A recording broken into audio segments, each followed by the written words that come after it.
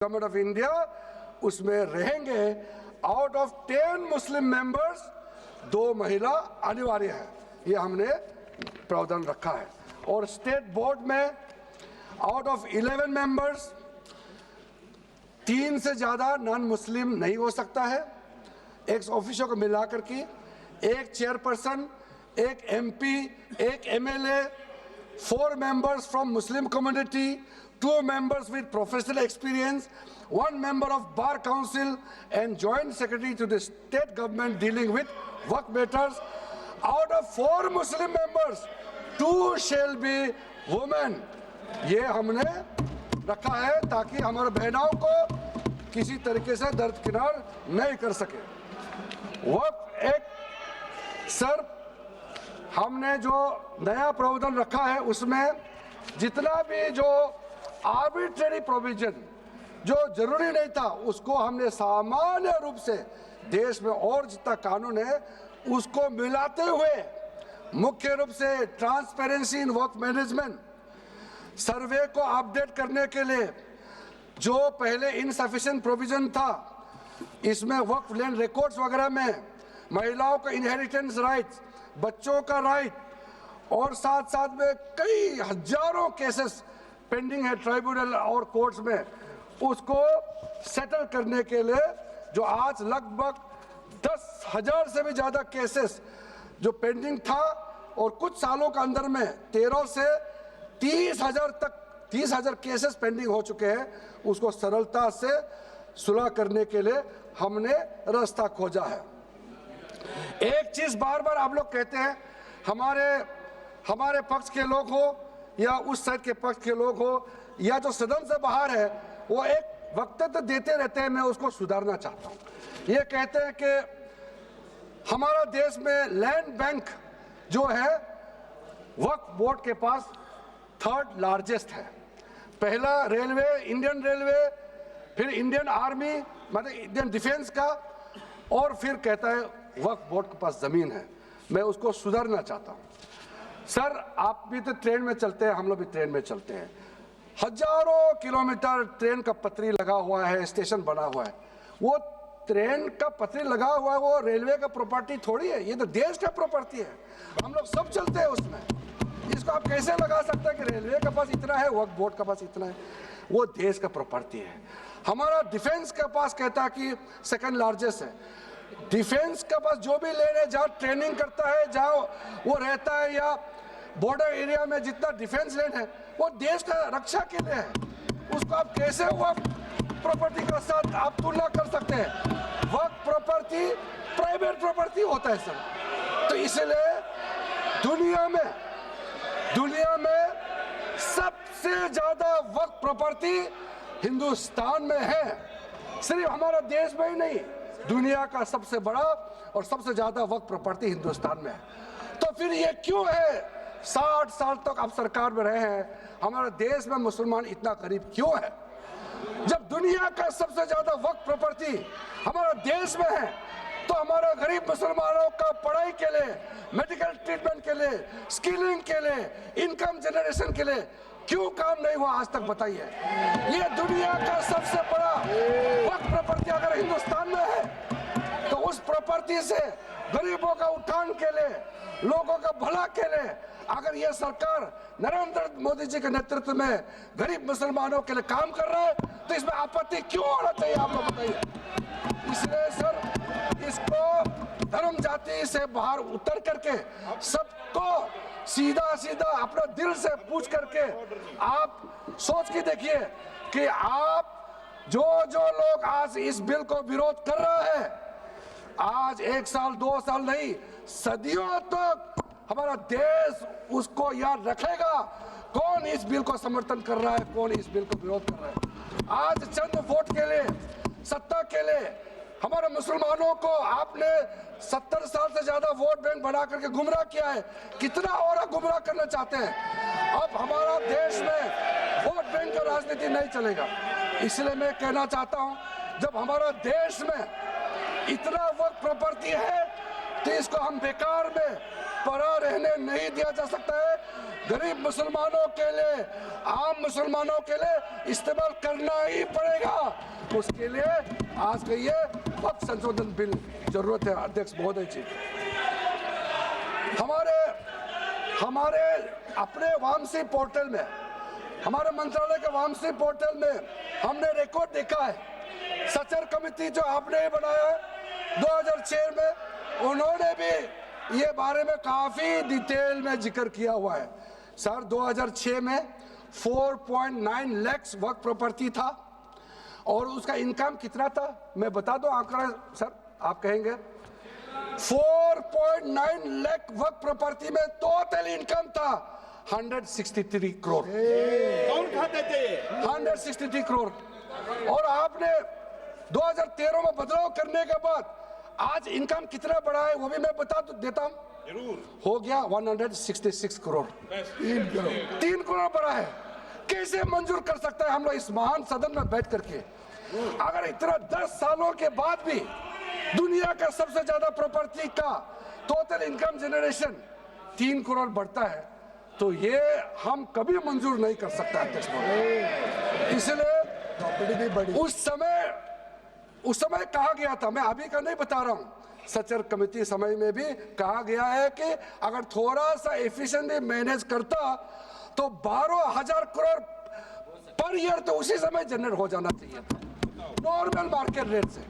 और 12,000 करोड़ अगर वो प्रॉपर्टी से रेवेन्यू जनरेशन करता है, कितना लाखों करोड़ों मुसलमानों को फायदा होगा, आप सोच के देखिए।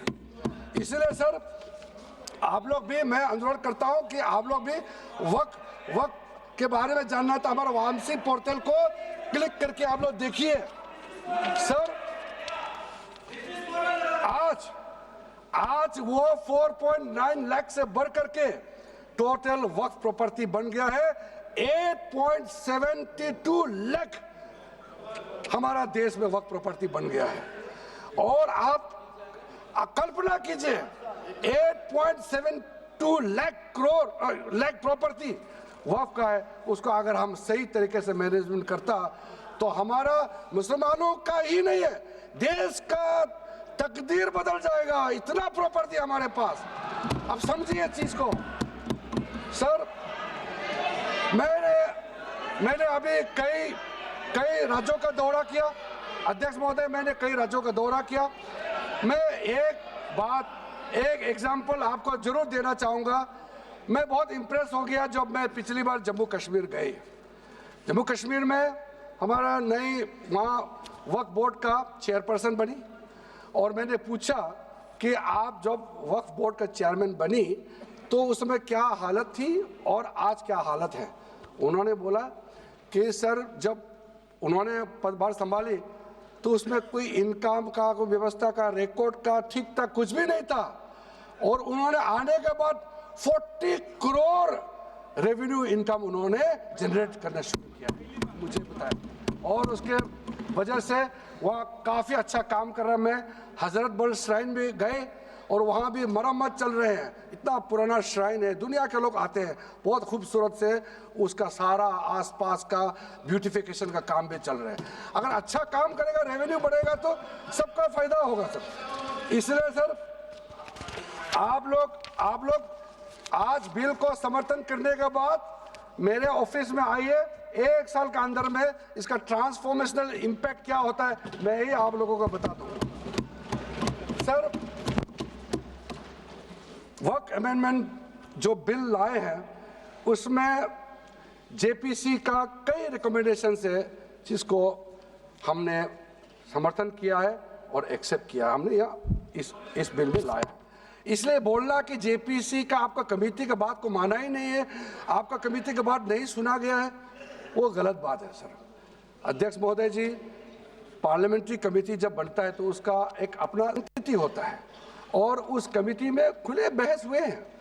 उसमें मैं अंदर जाना नहीं चाहता हूं क्या हुआ है, लेकिन उनके बीच में कई ऐसे मुद्दे हैं जो हम लोग सरकार समझते हैं कि बहुत अच्छा सुझाव आया है, हमने उसको माना है। और कुछ छोटा अमेंडमेंट है जो बहुत ज़रूरी चीज़ है, वो अमेंडमेंट भी हम लेकर के आए हैं। इसके बाद जो पूरा ये सारा व्यवस्था देखने के बाद सबके मन में उम्मीद जागेगा। उम्मीद इसलिए जागेगा कि एक नए सवेरा आने वाला है, इसलिए नए एक्ट का नाम भी उम्मीद हो गया है। तो उम्मीद क्यों हुआ है सर, मैं आपको बताना चाहता हूं। ये जो unified Waqf management, empowerment, efficiency and development, full form उम्मीद है, इसका रखने का पीछे कारण है सर। ये उम्मीद क्यों है? अब ये यूनिफाइड वक्फ मैनेजमेंट पूरा रजिस्ट्रेशन से लेकर के म्यूटेशन, इंक्रोचमेंट का विषय, सर्वे, कलेक्टर का रोल, सारा विषय को मिला करके मैनेजमेंट का पूरा सिस्टम को ही बदलने के लिए हमने काम शुरू किया है। उसके बाद एम्पावरमेंट, कैसा एम्पावरमेंट होने वाला है? मैंने पहले भी जिक्र किया, मुसलमानों में भी जो शियास हैं, सुन्नीस हैं, बोरास, आकाकानीस, पसमानदा मुस्लिम्स है जिसको बैकवर्ड माना जाता है, और विशेष करके महिलाएं और बच्चों के लिए जो हमने प्रावधान रखा है, तो ये मुसलमान का कम्युनिटी के अंदर में इतना जोरदार स्वागत हो रहा है। अध्यक्ष महोदय, यहाँ में कुछ मेंबर विरोध जरूर कर रहे हैं, लेकिन मैं कुछ मेंबर को मेरे घर में मैं न्योता देना चाहता हूँ, और जो मुस्लिम डेलीगेशन मेरे घर में आ रहे हैं, स्वागत कर रहे हैं इस बिल को, उसका भी नजारा आप लोग देख लीजिए। आपका सोच बदल जाएगा। आपको नहीं मालूम मुसलमानों में कितना भयंकर समर्थन कर रहा है इस बिल को लेकर के, आप लोग को मालूम ही नहीं है। करंट अंदर में गरीब मुसलमानों का तो संदेश बार बार आ रहा है कि जल्दी पास कीजिए इस बिल को, इसलिए आप लोग संदेह में मत रहिए। एफिशिएंसी को हमने बढ़ाने का काम किया है। टेक्नोलॉजी का उपयोग करते हुए सेंट्रलाइज्ड डेटाबेस होगा, डिजिटल पोर्टल होगा, कोई छुप के अंधेरे रातों में वर्क क्रिएट नहीं कर सकता है। इसका पूरा रजिस्ट्रेशन का प्रावधान है, ट्रैकिंग होगा, निगरानी रखा जाएगा, कंप्लायंस का प्रावधान है, और जो मैनुअल हाथों से जो गलत होगा उसका भी करेक्शन करने का प्रावधान है। ब्यूरोक्रेटिक डिले होता है उसका भी समाधान हमने पूरा बिल में तरीका बना के रखा हुआ है। और आखिर में इसका ऑडिट प्रॉपर होना चाहिए, तो ऑडिट का भी प्रावधान हम लोग राज्य सरकार को ऊपर में छोड़ा है, क्योंकि आखिर तो सर ये सारा प्रॉपर्टी का अथॉरिटी राज्य सरकार का है। बोर्ड का अपॉइंटमेंट भी राज्य सरकार को करना है, केंद्र सरकार का कोई रोल नहीं है। लैंड स्टेट सब्जेक्ट है, सारा राज्य सरकार को ही करना है। इसलिए राज्य सरकारों को हम फुल अथॉरिटी देने के साथ साथ हमारा जो मंत्रालय है वो ऑनलाइन हमेशा जुड़ा रहेंगे कि जो वर्क प्रॉपर्टी क्रिएट किया गया है उसका स्टेटस है वामसी पोर्टल से मिला करके हम लगातार टच में रहेंगे।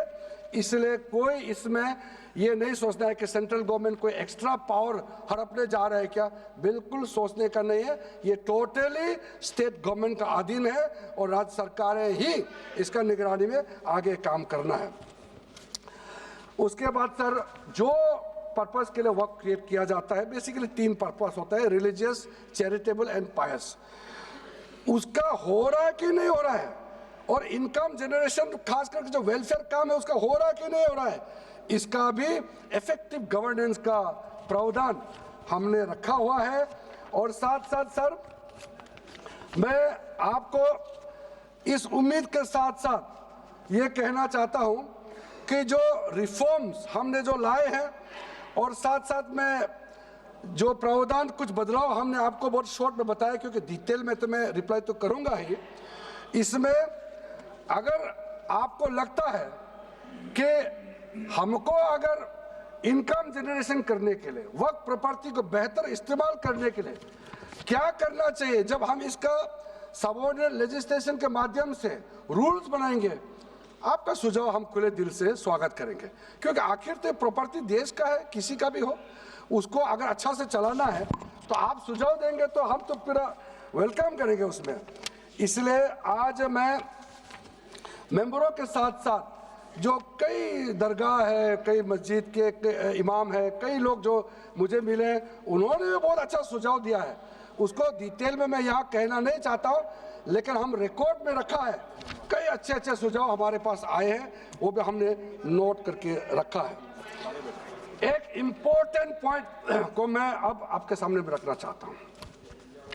ये जो हमने एक डेफिनेशन में जो बदलाव लाया है, इस डेफिनेशन में बदलाव का सबसे बड़ा मतलब ये है कि मुसलमानों में भी जो वक्फ के अंदर में अपना प्रॉपर्टी, वक्फ प्रॉपर्टी इस वक्फ बोर्ड के प्रावधान से गवर्न करना चाहते हैं, मोस्ट वेलकम है।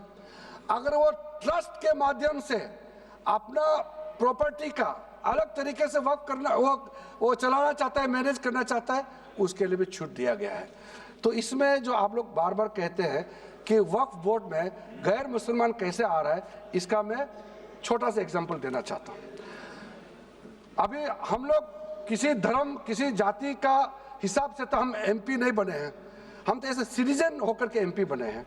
तो अगर मेरा कॉन्स्टिट्यूंसी वाला हमको कहेंगे कि किरण रिजिजू मेरा यहाँ नहीं आ सकता है, हमारा धर्म और तुम्हारा धर्म अलग है, तो कैसे होगा? मैं तो एज एमपी, मेरे पास अथॉरिटी है, मैं जा सकता हूँ।